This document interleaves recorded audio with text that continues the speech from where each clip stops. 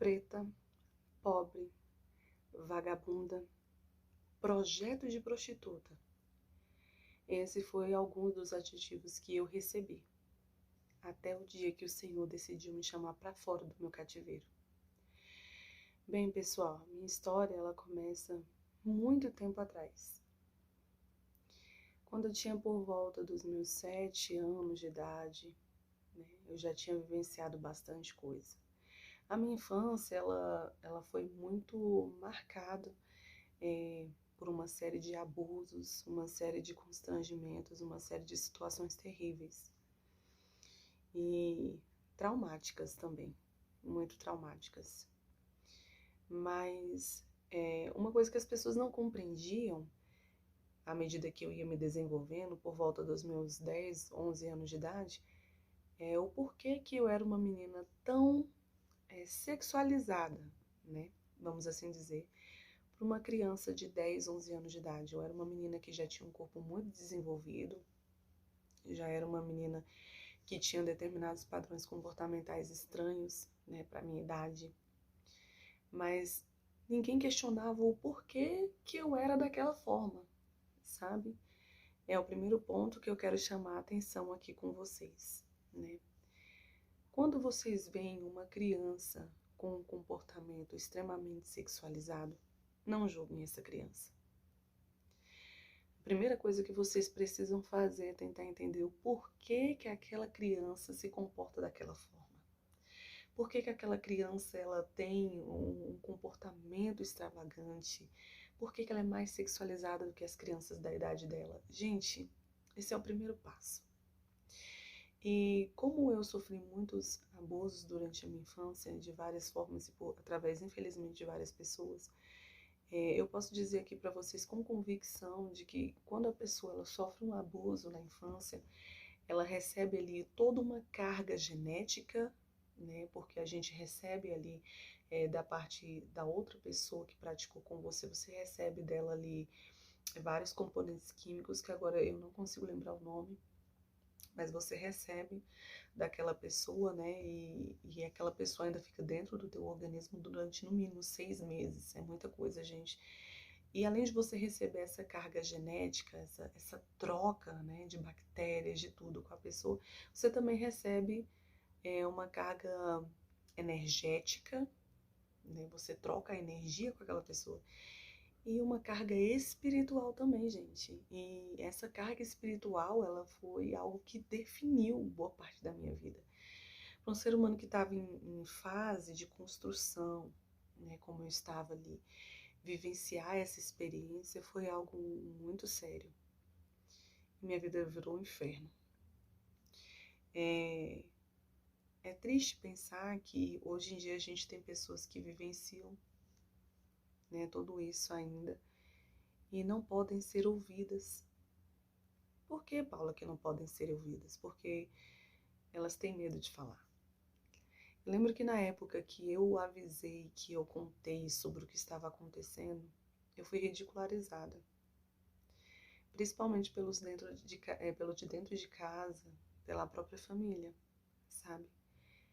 E isso gerou em mim um medo, uma certeza de que não importava nunca o que eu vivesse, as pessoas jamais iriam acreditar naquilo que eu dissesse, né? E isso foi terrível. E com o trauma, vivenciado de forma física e emocional, nós agora partimos para o nível das questões espirituais. Porque eu sempre fui uma pessoa muito aberta espiritualmente. Gente, eu sempre fui uma pessoa que tinha a visão aberta, muito apurada desde pequena, sabe? Muito apurada mesmo. Eu tinha visões, eu via espíritos dentro de casa. Eu conseguia ter essa abertura de uma forma muito ampla. E com a abertura espiritual, a carga espiritual que eu recebi através dos abusos, essa manipulação demoníaca, ela piorou, né? Um ataque espiritual que outrora já vinha, pelo simples fato de eu existir, agora estava vindo muito pior, muito mais forte por conta da abertura abertura espiritual que se abriu sobre a minha vida por conta da decorrência desses acontecimentos. E aí, pessoal, eu fui crescendo e a revolta foi me engolindo. Eu tinha um sentimento de revolta muito terrível.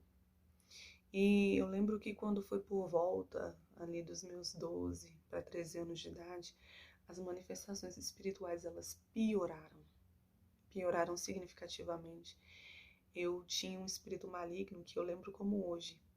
Ele vinha me visitar em casa todos os dias, na meia-noite e 28. Eu podia olhar no meu relógio, ele estava entrando dentro daqui de casa.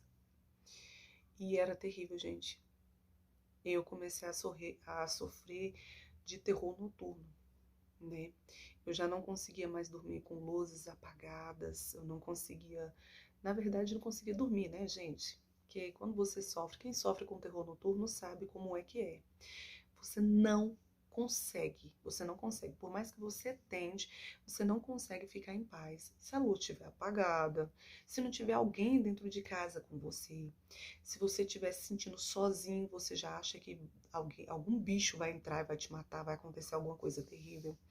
Então essa sensação, sabe, de ansiedade, de desespero era constante, né? E eu fui me desenvolvendo com o terror noturno. E pasme, gente. Aí, hashtag fica a dica, tá? Eu era de uma igreja evangélica. É estranho, né? Pois é, pessoal.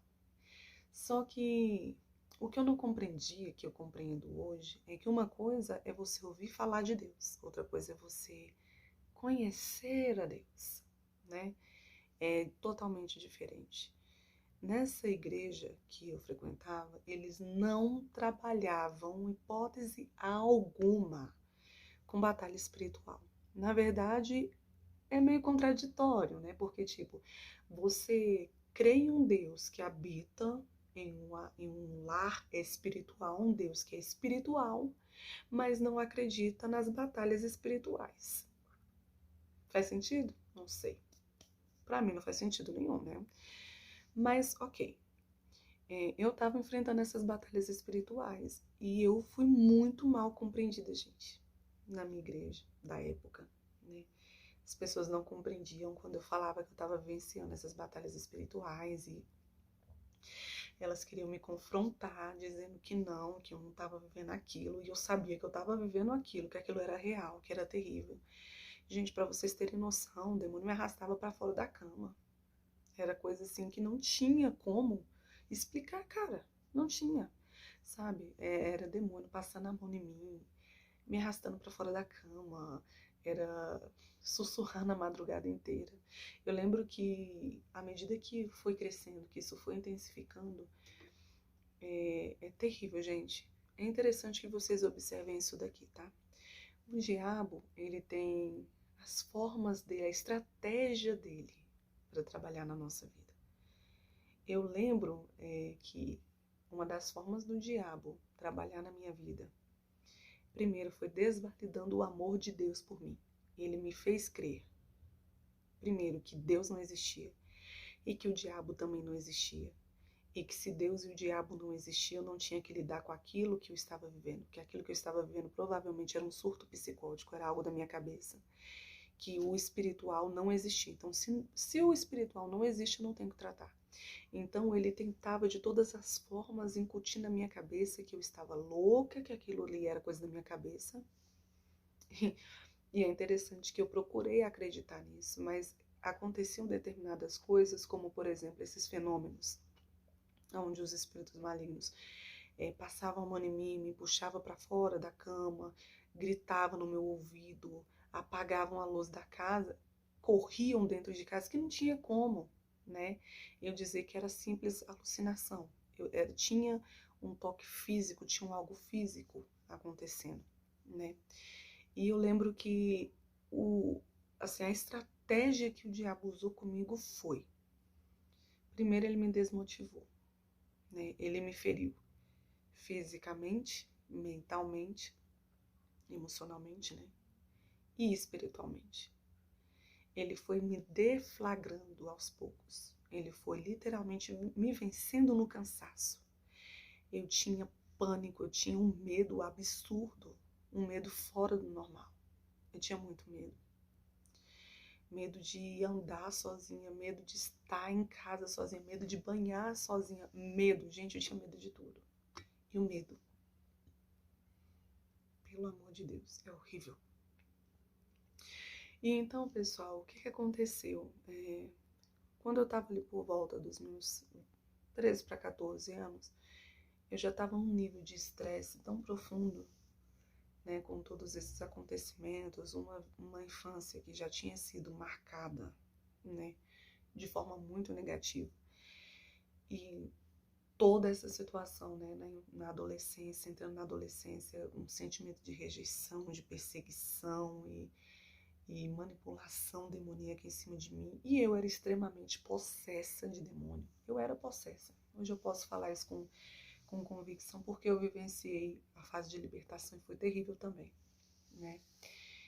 Mas chegou um determinado ponto da minha vida que eu já não estava mais aguentando, né? E quando foi por volta ali dos meus 14 anos de idade, eu tentei cometer suicídio, né? Eu tive uma discussão em casa, eu já não conseguia mais me expressar bem. O que acontece, pessoal? Deixa eu deixar uma coisa clara aqui para vocês. O Senhor Deus, Ele liberta, restaura e transforma qualquer quadro. Qualquer situação, qualquer vida, Deus tem o poder de transformar, libertar e restaurar. A minha mãe, ela tinha traços narcisísticos, né? Quem é filho de mãe narcisista vai entender o que eu tô falando. E não é fácil, né?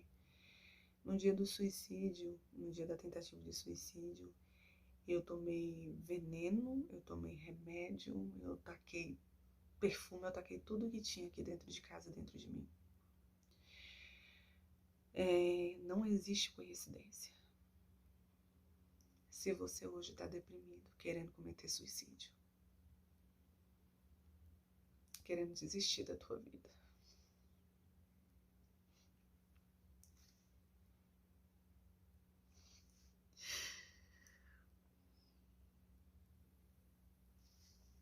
não desista.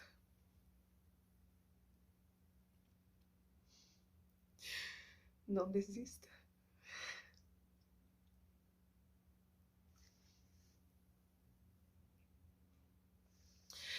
Deus vê o que ninguém vê.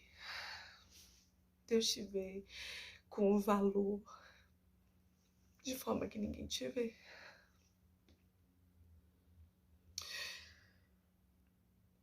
E eu queria mesmo. Eu queria.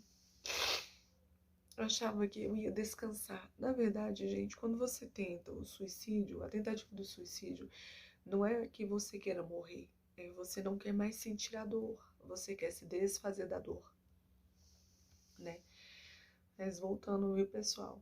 Hoje, meu relacionamento com minha mãe é outro. Não tem nada a ver com aquilo que era. Deus fez uma obra linda, linda, linda, linda. Uma hora, se vocês quiserem ouvir o meu testemunho com minha mãe, de como que Deus restaurou, né, a minha convivência com ela, a forma como Deus fez algo extraordinário entre eu e ela. Deixa aí escrito nos comentários que eu gravo para vocês um vídeo explicando como é que foi esse processo. Mas, gente, pra vocês terem noção, ela tentava me matar. E agora a gente se tornou muito amiga. A gente é uma pela outra e Deus, ele fez uma obra linda, gente. Fez uma obra muito linda mesmo. Então, pessoal, por volta ali dos meus 14 anos de idade, eu tentei o suicídio, né? Eu fui ser atendida lá no São Vicente de Paula. E quando eu tava lá, né, Deus usou uma mulher para falar com minha mãe. Ela mandou minha mãe me tirar de lá. Falou bem assim, olha, tira sua filha daqui. O que ela tem não é físico, não é mental, é espiritual. E as coisas espirituais se resolvem espiritualmente. Tira tua filha daqui.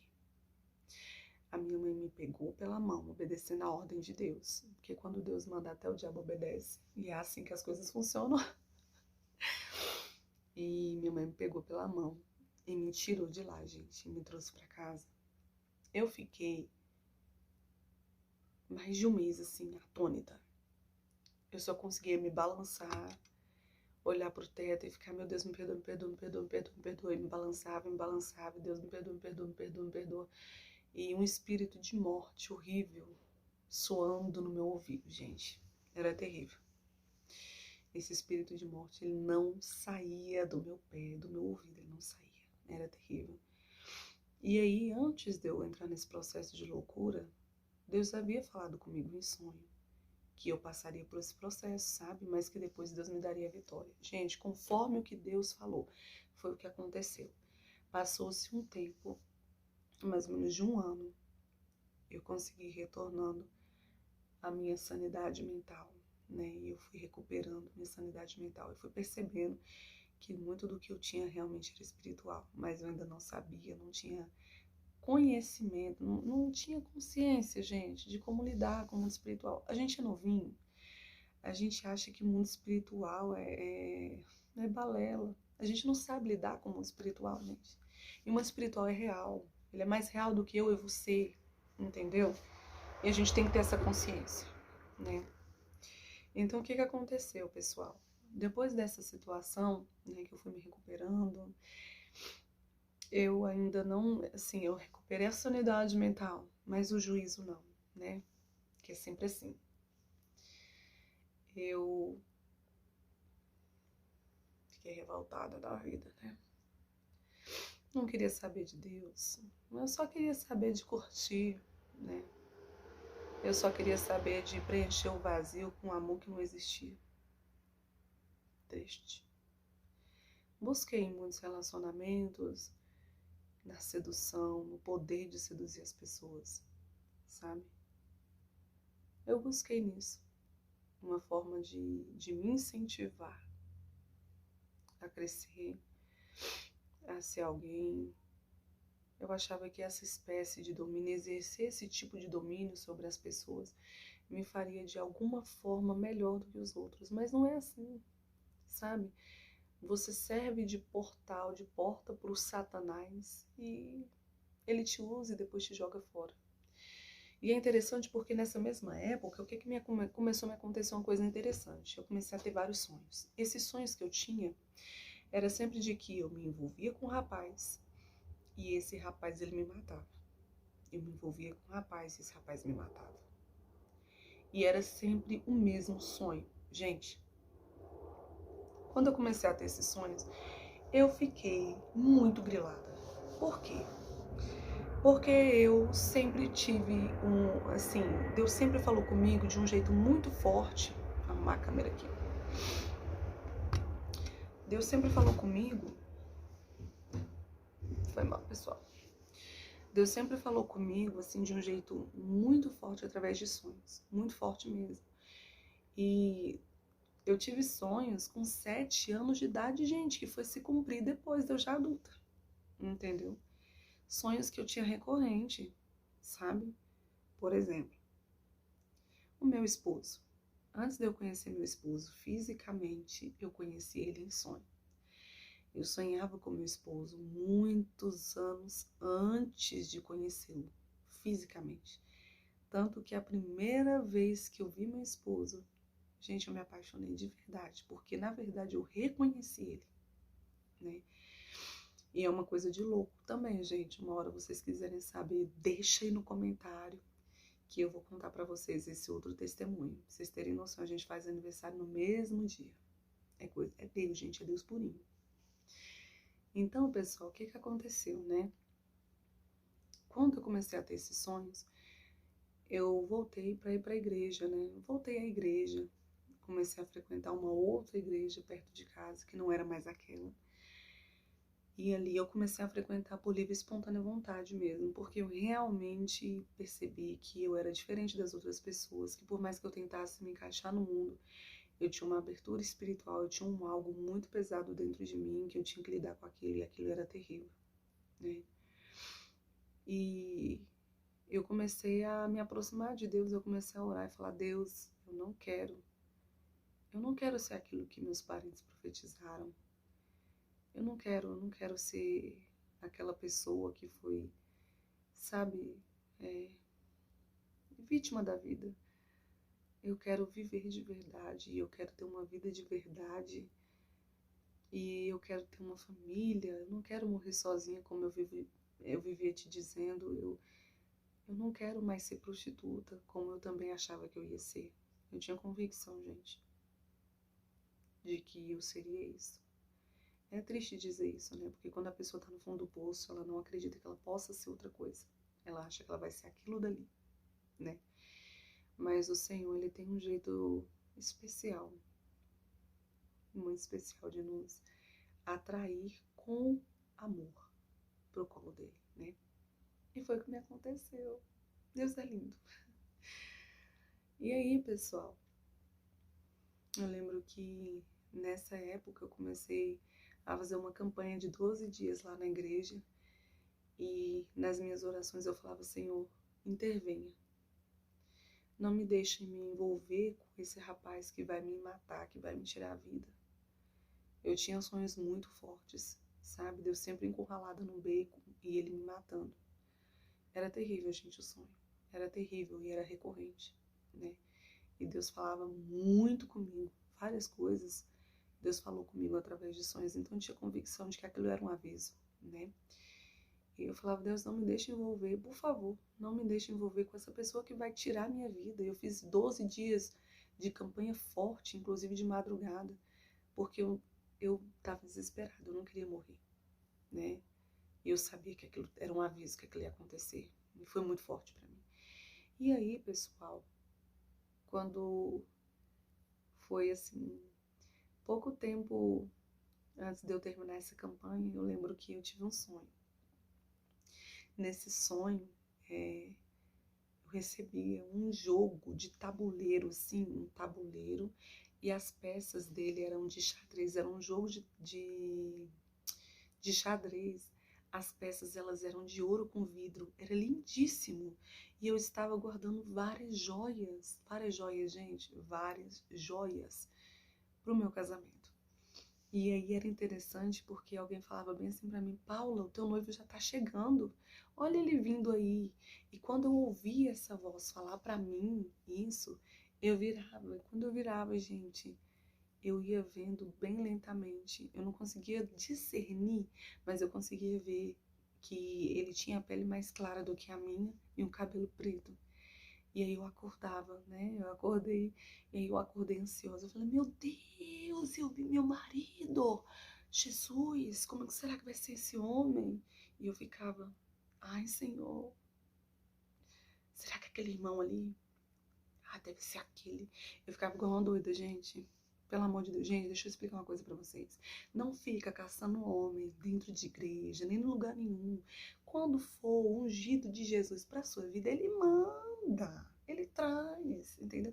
Não tem necessidade de você ficar pedindo assim, desesperadamente, correndo atrás. Você pede e fica tranquila. Deixa Deus fazer a obra, tá bom? Então, vem voltando. Eu comecei a orar, gente, né? Pedindo ao Senhor discernimento, que Ele tivesse misericórdia de mim. E aí, gente, anos depois da minha vida, anos depois de eu ter conhecido esse vaso ungido de Jeová, que hoje é meu esposo, ele voltou para minha vida. Ele amanheceu aqui na minha porta um dia com uma rosa, falando que tinha decidido que eu era a mulher da vida dele. Mas pasme, gente, eu ia completar 16 anos. Pois é. E aí, gente, o que acontece, né? A pessoa não vigia, a pessoa, em vez de se prontificar a viver a promessa de Deus em integridade, santidade e completude, né? Não. A pessoa, né, não estava liberta na época, né? A pessoa, ela queria viver da carnalidade, né? E aí, infelizmente, eu caí com ele, né?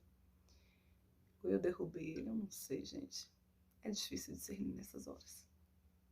Então, eu juro que foi com consentimento, né? Mas a pessoa que era especial, né? Tem que admitir. Então, gente, o que aconteceu? Eu engravidei. aos 16 anos de idade. E aí, pessoal, foi outra bomba. Ai, meu Deus, que difícil. Gente, deixa eu explicar uma coisa pra vocês. Você que tá me ouvindo aí, engravidou nova, não tem condição de criar seu filho, não sabe o que fazer, não aborte. Gente, eu fiquei desesperada. Muitos me aconselharam ao aborto. Eu pensei em abortar. Mas alguns minutos de sanidade me mantiveram no chão. Deus não me permitiu fazer o mal contra a vida do meu filho. E olha que eu fiquei desesperada. Eu pensei, eu não terminei meus estudos. Eu não tenho onde morar, não tenho onde cair morta. O meu marido tá desempregado, né? Namorado na época, desempregado. Como é que a gente vai sustentar essa criança? Não, é a melhor parte. Como é que eu conto para meus pais? Como é que eu conto? Ah, gente, foi terrível. Foi terrível. Foi muito difícil. Meu pai só tentou me matar, né? Mas depois ficou tudo bem também entre nós. Ai, gente, eu tenho umas histórias de tentativa de homicídio assim ferrenhas, sabe? Mas brincadeiras à parte, não é, é brincadeira mesmo, assim, não é nada que me entristeça, nem que me faça mal, porque isso já tem muito tempo e Deus, tempo suficiente para o Senhor curar, né? O Senhor, Ele cura todas as nossas feridas, né? E a gente provoca também nas pessoas dores e traumas. A gente acha que só a gente que tem, né, gente? Dor e trauma, mas a gente não pensa que os outros a gente também fere, né? As nossas atitudes, elas têm consequências que elas vêm pra gente e também vai pra quem tá em volta da gente, né, gente? Não foi assim com Jonas? Olha Jonas, né? O camarada tava dentro do barco, tranquilinho, só que não, né? E aí o que que acontece? Quem tá com ele dentro do barco se lascou também, gente. Né? Fazer o quê? Difícil, né? As pessoas que estão em volta da gente sempre acabam se dando mal com a gente. Erros. Então, aí eu peguei e fiz uma oração, né? Falei com Deus, falei, Senhor, eu não quero abortar. Esse filho foi o Senhor que me deu. E eu vou criá-lo do jeito que o Senhor me permitir, do jeito que o Senhor me der vida. Gente, eu rejeitei ele a gestação inteira. Assim, não é algo que eu me orgulho de falar, né? Mas eu sofri muito. A gente ficou ainda... Eu ainda fiquei na dúvida sobre o que queria me acontecer, né? Sobre se eu ia para fora de Brasília criar essa criança sozinha, ou se eu teria o apoio do pai, se eu não teria. Tive dúvida se ele me assumiria ou se ele não me assumiria. E graças a Deus, gente, ele foi homem, ele me assumiu, entendeu? Mas não é fácil, não foi fácil, sabe? Foi horrível. E eu fiquei a gestação inteira mal, gente, muito mal. Nossa, foi horrível. A gestação inteira eu fiquei rejeitando mesmo. Até que chegou o dia do nascimento, né? E é interessante que eu quero abrir um aspas aqui para você. Um aspasinhos assim, aspas. Você que nasceu fruto dessas coisas desequilibradas da vida das pessoas, né? Fruto de estupro, fruto de uma transa, fruto de um relacionamento que deu errado. Eu quero dizer para você que você tem propósito existencial, tá? Antes do Daniel nascer, olha que coisa interessante. Quando você aborta alguém, você está abortando um projeto de Deus para a existência, para a vida nesse mundo. Antes do Daniel nascer, antes de eu saber o sexo do bebê, Deus ele falou comigo. Deus ele me deu um sonho, no qual uma prima minha vinha, colocava a mão na minha barriga e me dizia assim: Paula, o nome escolhido para esta criança é Daniel. E eu ficava assim, mas como que pode ser Daniel se eu ainda nem sei o sexo dessa criança, pelo amor de Deus? Mas aquilo ficou cravado na minha cabeça. Depois, em um outro momento, o Senhor me mostrou em sonho aquele menino bem gordo, branco e loiro. Gente, Eu falava, não tem condição, não tem condição, vai ser um menino, vai ser branco, vai ser gordo e vai ser loiro. Não acredito nisso. Deus já sonhava com o Daniel antes de mim sonhar, antes de eu sonhar. E agora eu volto a ficar emocionada. Porque só depois de muito tempo que eu fui pesquisar o significado do nome Daniel, gente. Você sabe o que significa Daniel? Deus é o meu juiz. Gente, eu fiquei com o couro grosso de tanto ser acusada. Hoje em dia eu já não tenho mais medo da acusação, da falácia das pessoas, porque isso deixou meu couro bem grosso, sabe? Todo tipo de vergonha que vocês puderem imaginar, eu passei. E no dia que eu ganhei o Daniel, gente, nos primeiros segundos eu não queria olhar o rostinho dele. Mas quando eu ouvi ele chorando, gente,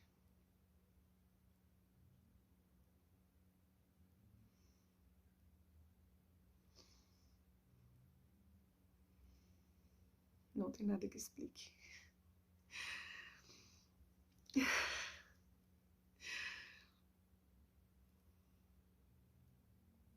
Foi muito intenso pra mim. Foi muito lindo. Naquele momento, as humilhações, os rótulos, a vergonha, tudo desapareceu, sabe? Pra mim, o meu mundo tinha nome agora. Era Daniel. Sabe, eu ia viver por ele, ia lutar por ele. Eu tive essa convicção assim que eu vi ele. E eu fiquei com tanto medo, gente, de dormir e alguém roubar ele, que vocês não têm noção. Eu ficava o tempo inteiro com a enfermeira, moça, meu filho, onde é que tá? Moça, alguém vai roubar meu filho, moça, pelo amor de Deus. Moça, traz meu menino pra mim. Eu ficava apavorada, gente. Eu queria o meu menino. E é engraçado, né, que isso é porque eu não queria de jeito nenhum, imagina se eu quisesse, né? E quando eu percebi que o Daniel tava bem, que tava tudo ok, eu lembro que eu orei pedindo ao Senhor que abençoasse a vida do Daniel. E eu achei incrível, porque o Senhor me visitou. Deus me visitou dentro do ambiente, gente. E Ele me disse assim, 3 promessas te farei acerca dessa criança. E o Senhor me fez uma promessa naquele dia. Ele me prometeu que a inteligência do Daniel seria excepcional. Que o Daniel, ele teria o dom da ciência, ele pregaria a palavra com conhecimento. E que ele arrebanharia os povos para o Deus Altíssimo. O Senhor me fez essa promessa. E, gente, pasmem, o meu filho, ele é superdotado. E olha que não tinha como saber disso no dia que o Daniel nasceu, mas o Senhor já havia profetizado. E hoje, o Daniel com 11 anos de idade, a gente vê que, de fato, o Senhor cumpriu aquilo que ele prometeu. E a forma como Deus, ele tem desenvolvido a mentalidade, o caráter, a mente do Daniel, a gente percebe que realmente é coisa que é sobrenatural, é algo que o Senhor projetou para essa nova geração. Os seus filhos, minha amada, minha querida, meu querido que está me ouvindo aqui hoje, os seus filhos, eles são para marcar esta geração, não desista deles. Incentive-os, sabe? Invista neles, invista amor, tempo, qualidade de tempo com seus filhos, porque eles são a geração que trará o avivamento do arrependimento.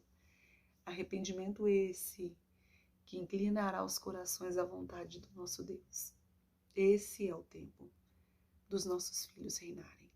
E eles reinarão assim, através da luz do reino. E isso será grandioso de se ver.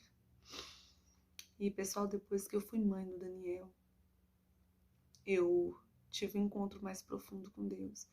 Porque aí começou os meus 7 anos de tribulação. Gente, 7 anos de tribulação. Não é fácil. Eu fiquei 7 anos sendo lapidada, sendo limpa, Deus arrancando todo tipo de sujeira. Mas antes de eu entrar nos 7 anos de tribulação, gente, eu fiquei cerca de 1 mês, possessa todos os dias, no meu processo de libertação. Para quem não sabe, não entende, deixa eu explicar uma coisa para vocês. As minhas experiências pessoais, tá? Lidando com pessoas e o que eu já vivi. O espírito maligno, ele pode agir com você de 3 formas. Ele consegue te induzir através da indução. Então ele vai induzir você, vai induzir seus pensamentos, vai induzir suas atitudes, ele te sugere coisas e você acata elas se você não estiver em vigilância. O segundo ponto é, uma hora está você, uma hora está ele. Tem aquela pessoa que ela é parcialmente possessa, aquela pessoa que ela fica assim, gente, um momento é ela que de repente ela dá uns apagões, ela já não lembra mais do que ela disse, e isso é bem complexo. E tem aquele nível, que é o terceiro nível, que é o nível onde a pessoa ela vive 24 horas por dia possessa, ou ela literalmente cai numa possessão demoníaca onde ela não consegue lembrar de absolutamente nada que ela fez. Eu passei por os 3 estágios e eu digo para vocês, é terrível. O diabo primeiro sugere, quando ele vê que você aceitou a sugestão, ele começa a dividir o espaço da tua mente com você, ele quer dividir, ele acha que é assim, é meinho, para começo de conversa, depois ele quer dominar toda a tua mente, todo o ambiente. Gente, ele domina. Não brinca não, ele domina. E aí foi o que me aconteceu. E aí nessa brincadeira eu tinha visitações noturnas malignas todo santo dia durante 1 mês. Eu acordava e ficava, gente, que nem uma zumbi dentro de casa, andando, falando sozinha, vendo o demônio atrás da porta. Era um pesadelo que eu não acordava. Era terrível. E o meu marido me buscava dos cantos da casa, me colocava deitada dormindo. Olha, meu esposo teve muita paciência comigo, viu, nesse aspecto aí. Jesus, misericórdia, Deus sabe quem coloca na vida da gente, né, crente? Para aguentar a gente nesses processos, só alguém ungido por Jesus. Então, gente, o negócio ficou sério. Aí eu peguei, falei, Jesus, eu não quero mais isso pra minha vida, não. E aí Jesus começou a fazer o processo. Gente, foi me limpando, foi me limpando, foi me limpando, foi me limpando. Foi me limpando, foi me limpando, foi me limpando. Quando eu me dei por mim, gente, eu já não era mais aquela pessoa. Eu passei por um processo de polimento durante 7 anos consecutivos. O Senhor não me deixou sair da miséria durante 7 anos consecutivos. Foi o meu processo de limpeza. Primeiro, gente, Deus ele te encontra. Encontra em você o valor. Depois, ele começa o processo de limpeza e de lapidação. Depois, ele permite com que tudo aquilo que você vivenciou seja bênção na vida de outras pessoas. Bem, gente, foi isso que aconteceu na minha vida. O Senhor, ele me tirou do lamaçal. Ele me permitiu estar aqui viva hoje para contar para você que sofre com terror noturno, batalhas espirituais, você que tem medo de estar sozinha, você que não tem perspectiva de vida, você que está cansada, sobrecarregada e oprimida. Tem jeito para você. Teve jeito para mim, gente. Tem jeito para todo mundo. Entendeu? O Senhor hoje tem me feito andar por lugares que eu nunca imaginei andar, ao nível de profundidade do meu relacionamento com o Senhor. Mudou demais, gente. Hoje eu posso dizer que o Senhor me tirou do cativeiro e me colocou no reino do Filho do seu amor. O Senhor, ele transformou o caos, a tragédia, em algo útil. Depois de tudo isso que eu vivi, pessoal, eu tinha vergonha da minha história. Foi aí que um belo dia, em oração, o Espírito Santo de Deus falou comigo, Paula, não tenha vergonha das suas cicatrizes. Elas são aquilo que revela ao mundo o poder que há em mim de curar. Então você, que hoje está sendo ferido,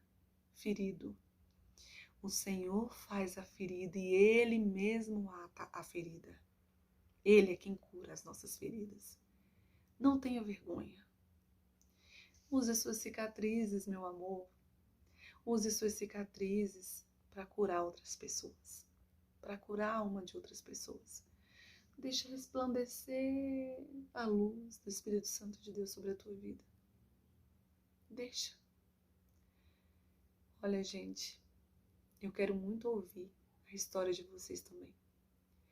Eu tenho tantas coisas para contar para vocês, tantas coisas, mas isso eu acho que vai ter que ficar para um outro vídeo, porque acho que eu já extrapolei um pouquinho. Mas não deixe de comentar, me conte como foi a sua experiência de libertação. Se você ainda não está liberto, como está sendo esse seu processo de libertação? Se você tem dificuldades, pode entrar em contato aqui comigo. Eu posso até talvez demorar para responder, mas eu sempre respondo. Deixe os seus comentários. Uma hora eu puder estar orando por você, eu orarei. Uma hora eu puder falar com você, eu também falarei. E será um grande prazer.